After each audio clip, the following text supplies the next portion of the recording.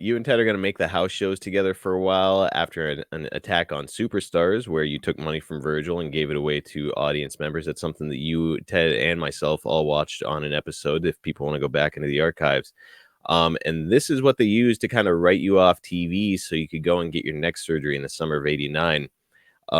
Jake, of course, this neck injury took place in 1987. So, can you tell the audience why you waited so long to address the issue? Fear. Yeah. Fear.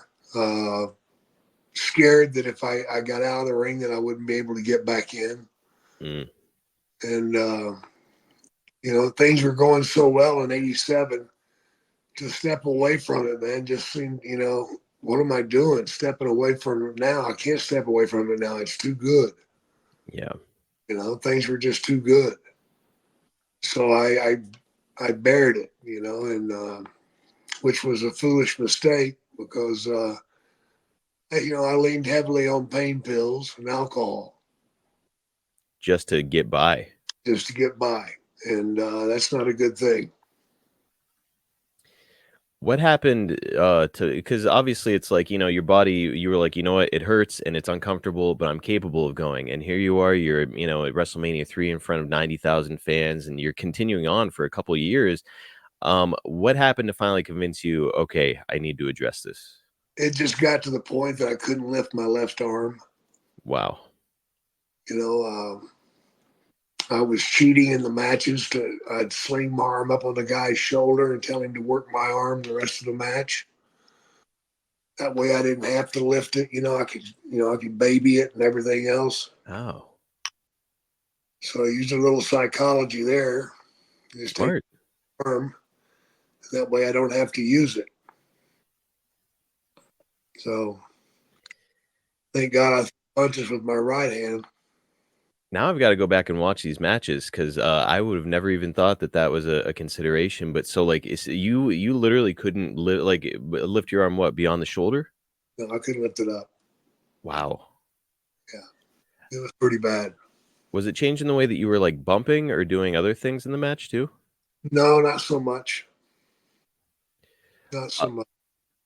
At the time, you had mentioned that you were fearful you wouldn't be able to get back into the ring. At the time, is your doctor confident that you're going to be able to return to wrestling, or is your future in jeopardy? It was in jeopardy. In fact, before the surgery, he told me he doubted if I'd be able to wrestle again. Oh my gosh. Yeah.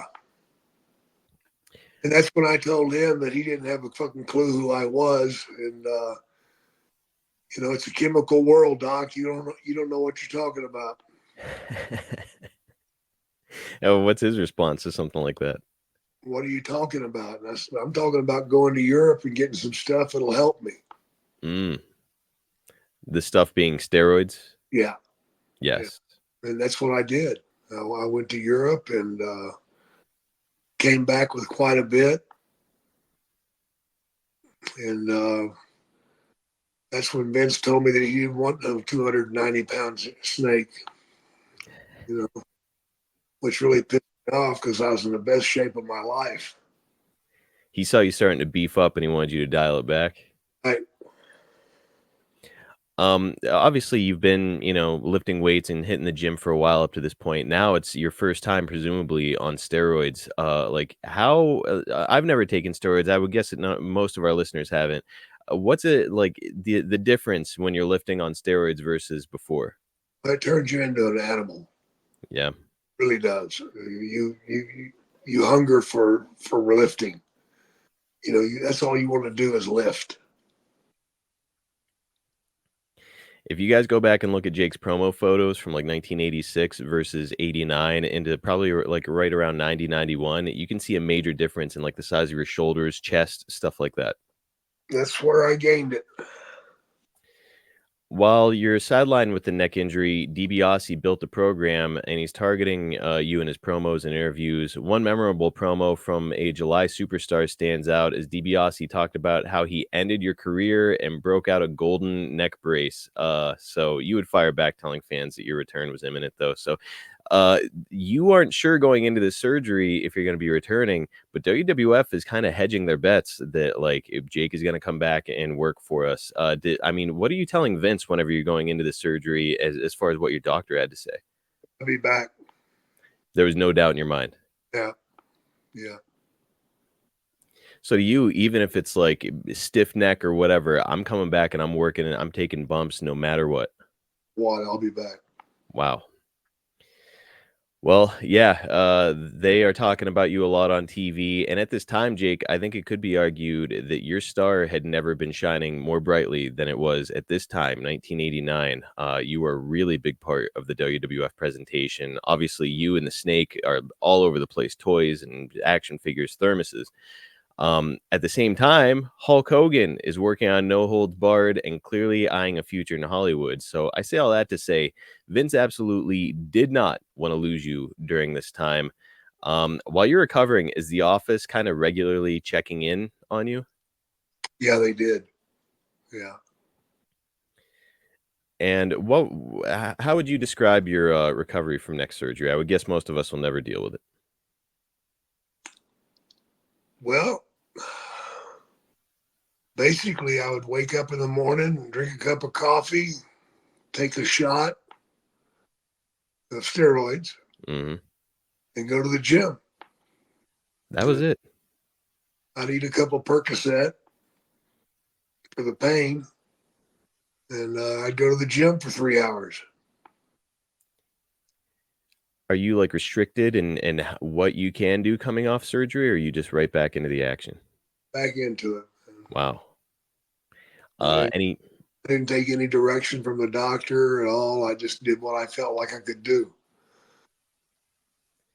any fear at all of re-aggravating the injury? No, When it comes to your gym routine, obviously what you were doing was working. You did start to get a better build. Is this all just stuff that you picked up along the way? Did you hire a personal trainer, or what are you doing? this stuff I picked up along the way, and I was going to a gym that had a good trainer in it. He was a power lifter, bodybuilder, and he helped me a little bit. Gotcha. I have a feeling this is a silly question, but I'm going to ask it anyways. I know, Jake, that if I was running a company and I had Vince's resources, I would want to make sure that one of my top guys like you felt valued during a time when you could not work and get your usual payoffs. Were you getting paid even a portion of your usual wages? Fuck no, He wasn't giving you anything. nothing. Oh man. So like really there's no alternative. Like, we're talking about like, oh well, it's do you think you're gonna be able to get back? In your head at this time, there's no alternative. You're not gonna be able to do anything that makes you that amount of money. No, absolutely not. Unless I stripped, Well, you could have made a fortune doing that. no doubt.